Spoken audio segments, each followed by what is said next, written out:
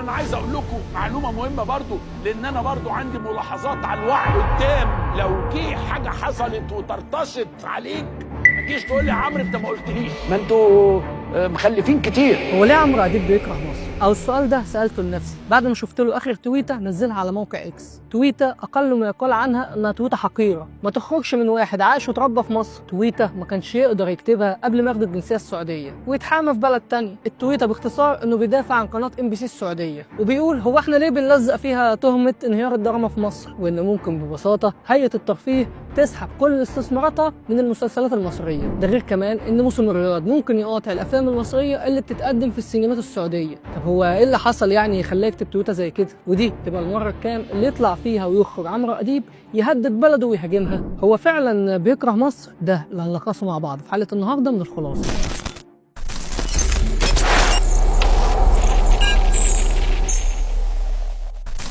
بص، خلينا نخش في الموضوع على طول واحكي لك قصه من الاول. من اسبوع كده الرئيس السيسي كان بيشارك في افطار القوات المسلحه، وفي وسط الكلام كده هو بيكلم الناس ذكر موضوع مسلسلات رمضان، وان قد ايه الذوق الفني في مصر انحدر على الاخر، والموضوع ده لازم له وقفه. اوعوا ترعوا الغم فقط، وترعوا الهزل فقط، وترعوا الكلام اللي ما يبنيش امه فقط.